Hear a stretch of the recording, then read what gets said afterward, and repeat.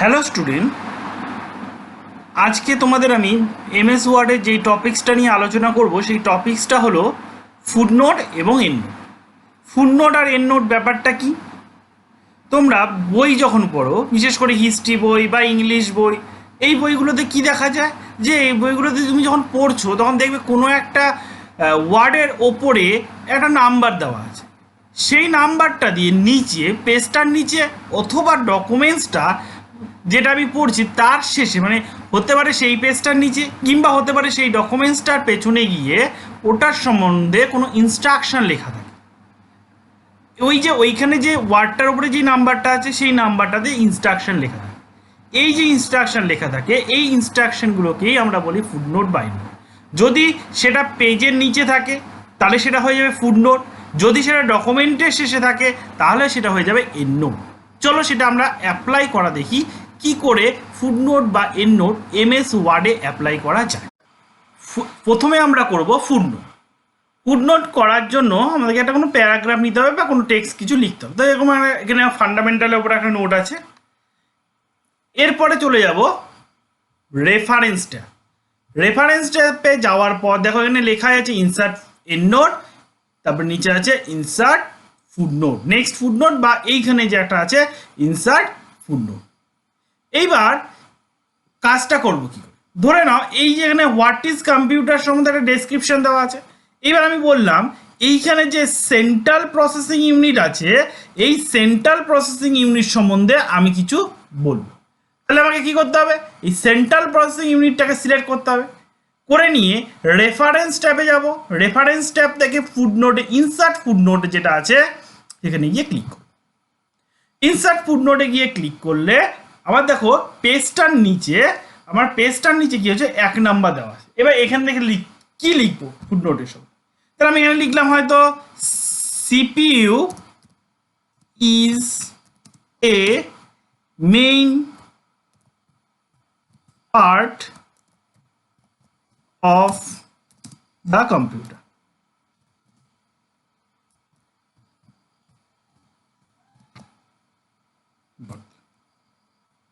বাইরে গিয়ে ক্লিক করি। এইবার কি হলো? এইবার তুমি চলে যাও ওইখানে ওপরে যেখানে আমরা লিখেছিলাম সেখানে গিয়ে দেখবো কি, এই দেখো সেন্ট্রাল প্রসেসিং ইউনিট এর পরে একটা 1 এসছে। এই যে 1, এখানে মাউস পয়েন্টারটা নিয়ে যাও, দেখো যেটা আমি ওখানে লিখেছিলাম সেখানে দেখাবে। মানে এইখানে নিয়ে গেলে আমি যদি এইখানে 1-এর ওপর নিয়ে যাই তাহলে আমি যেটা ফুটনোট লিখেছিলাম সেটা এখানে চলে আসবে যে CPU is a main part of the computer। বোঝা গেল? এইভাবে আমি যতগুলো করব সবগুলোই কিন্তু আমার কি হয়ে যাবে, সব ফুটার পজিশন গিয়ে। নেক্সট ধরো আমি আরেকটা করছি মেমোরি। এখানে গিয়ে মেমোরিটাকে সিলেক্ট করলাম, মেমোরির সম্বন্ধে কিছু লিখতে চাই তাহলে মেমোরিটাকে সিলেক্ট করে আবার রেফারেন্স ট্যাব ইনসার্ট ফুটনোট, দেখো এখানে 2 নম্বর চলে আসলো। তাহলে এখানে আমি কি লিখলাম,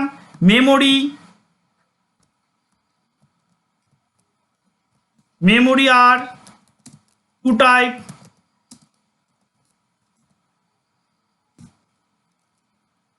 প্রাইমারি মেমোরি বা পি মেমোরি লিখে দিলাম, পি মেমোরি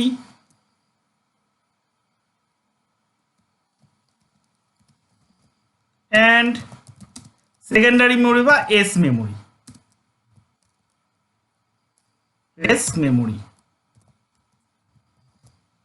10 স্টপ দিলাম, বাইরে গিয়ে ক্লিক করলাম। এইবার চলে যাই ওপরে গিয়ে দেখো এখানে কি আছে, দেখবে মেমোরির পাশে দেখবে 2 লেখা চলে এসছে। এই দেখো মেমোরির পাশে 2, এখানে গিয়ে মাউস পয়েন্টার রাখো, দেখো লেখো মেমোরি আর 2 type, P memory and S memory.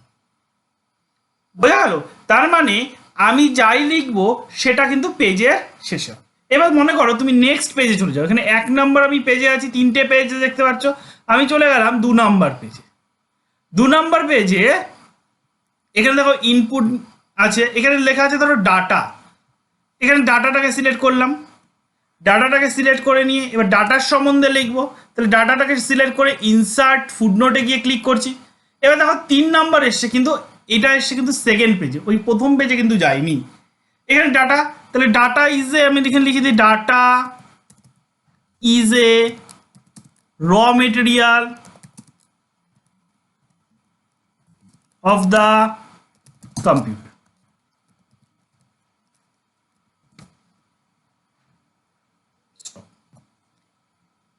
এইবার এখানে চলে যাই 3 নম্বর উপরে চলে যাই, দেখো ডাটার পাশে চলে যাই,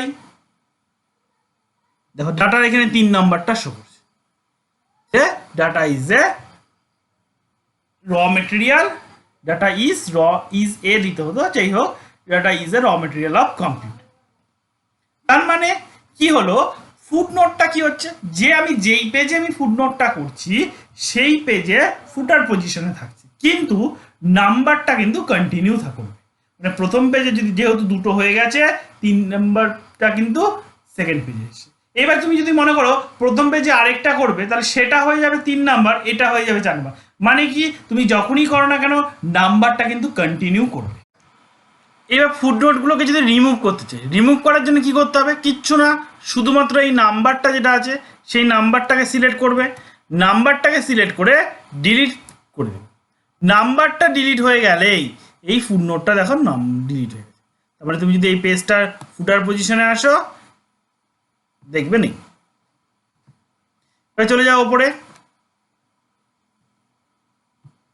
ওপরে গিয়েও তাই করো, এই নাম্বারগুলোকে ডিলিট করে দাও, নাম্বারটাকে সিলেক্ট করো, সিলেক্ট করে ডিলিট। সেম একইভাবে দেখো এটা 2 নম্বর, 1 নাম্বারটা ডিলিট করে দাও, এটা 1 নাম্বার হয়ে গেল। কেন, যেহেতু আগেরটা নেই, তার মানে আমি যেহেতু বলেছিলাম কন্টিনিউ নাম্বার থাকে, সেই জন্য এগুলো তাই করছে। এইবার আমি কি করব, এন্ড নোট। এন্ড নোটটা কি করবে, সেম একই, ধরে নাও আমি সেন্ট্রাল প্রসেসিং ইউনিটটাকেই সিলেক্ট করি। এটা কোন কত নম্বর পেজে আছে, দেখো 1 নাম্বার পেজে আছে।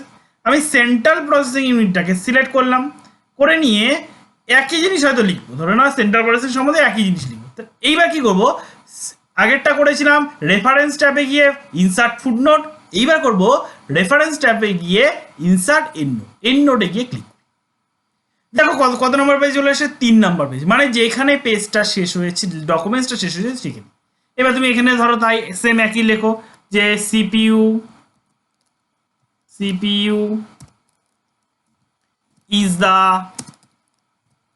main part of the computer. হলো, এইবার কি করব, এবার চলে যাও উপরে 1 নাম্বার পেজে চলে যাও, এখান থেকে 1 নাম্বার পেজে যাই, এই দেখো এইখানে এসছে। এখানে একটা জিনিস চেঞ্জ হবে, ওটাতে ছিল 1 2, এটাতে আসবে রোমান হরফে 1, দুটোর মধ্যে আর পার্থক্য নেই। এবং এটা কি থাকবে, ওটা ছিল যেরকম পেজটার নিচে ফুটার পজিশনে, সেই জন্য তাকে বলতো ফুটনোট, আর এটা যখন ডকুমেন্টাল লাস্টে থাকে সেই জন্য এটাকে বলা হয় এন্ডনোট।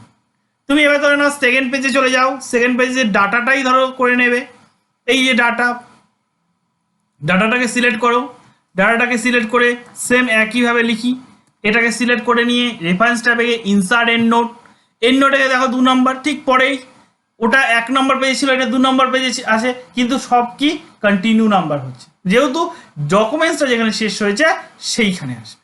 যে ডাটা লিখি, ডাটা ইজ এ র মেটেরিয়াল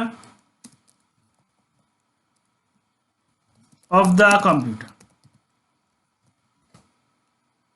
হলো, এবার উপরে চলে যাই, এবার এখান থেকে চলে যাই 2 নম্বর পেজে, 1 নম্বর পেজ, পরের পেজটা চলে যায় 2 নম্বর, এই দেখো এখানে 2 নম্বরটা শো করছে, ডাটা ইজ এ র মেটেরিয়াল অফ কম্পিউটার। তাহলে বোঝা গেল দুটোর মধ্যে পার্থক্যটা কি, ফুটনোট পেজটার নিচে ফুটার পজিশনে থাকে, এন্ডনোট ডকুমেন্টটার শেষে থাকে। এন্ডনোটটাকে রিমুভ করব কি করে, ফুটনোটের মতনই নাম্বারটাকে সিলেক্ট করব, এই যে নাম্বারটাকে সিলেক্ট করব, করে নিয়ে ডিলিট।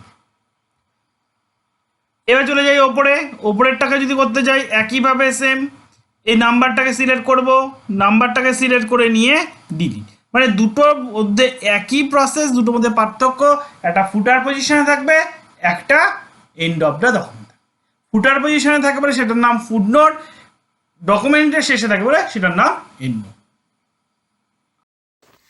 ভিডিওটি লাইক করো, শেয়ার করো আর ভিডিও ক্লাসে অংশগ্রহণ করার জন্য ই শেখা চ্যানেলটিকে এক্ষুনি সাবস্ক্রাইব করে নাও।